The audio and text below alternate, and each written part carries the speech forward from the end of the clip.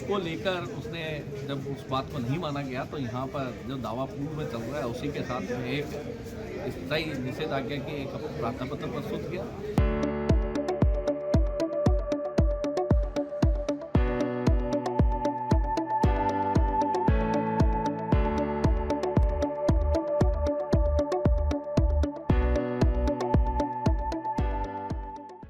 आज दरगाह वाले प्रकरण के अंदर एक प्रार्थना पत्र स्थायी निषेधाज्ञा का लगा था इस को लेकर कि पीओ द्वारा एक चादर चढ़ रही थी जिसे अल्पसंख्यक डिपार्टमेंट के केंद्रीय मंत्री किरण रिजिजू द्वारा चढ़ाई जा रही थी। उसे रोकने हेतु प्रार्थना पत्र प्रस्तुत किया गया था क्योंकि पूर्व में जो वादी है उसके द्वारा एक ज्ञापन पीओ को भेजा गया था कि इस प्रकार की चादर ना चढ़ाई जाए क्योंकि अभी प्रकरण विचाराधीन है।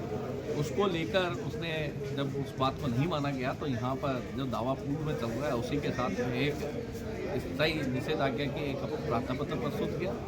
आज कोर्ट ने उसे सुनकर 10 रजिस्टर कर नोटिस जारी है तो जो पूर्व में जो तारीख 24/1/2025 दी हुई है वही तारीख में उपरोक्त अस्थायी निषेधाज्ञा का प्रार्थना पत्र भी रखा गया है जिसकी सुनवाई 24/1 को मूल दावे के साथ।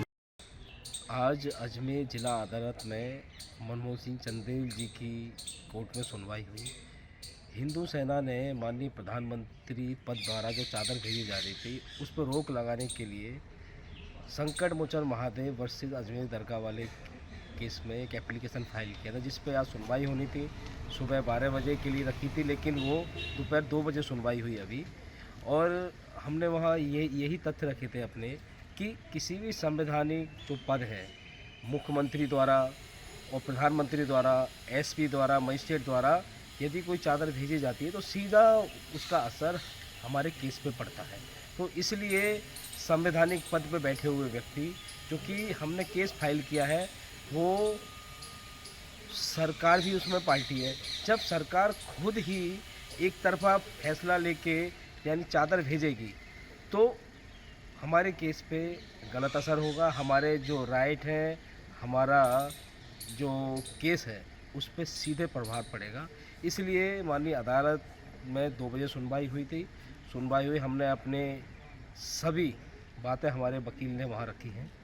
अब उस एप्लीकेशन पे 24 जनवरी 2025 को सुनवाई होगी जो कि पहले से इस केस में ये तारीख पहले से ही तय थी। उसी तारीख पे सुनवाई होगी। मैंने यहाँ सिर्फ यही मांग थी, हमने माननीय प्रधानमंत्री जी को पहले पत्र भी लिखा था कि हमारा जो राइट है वो हमारा केस सीधा प्रभावित हो रहा है। तो इसलिए किसी भी संवैधानिक पद के द्वारा यहाँ चादर ना भेजी जाए।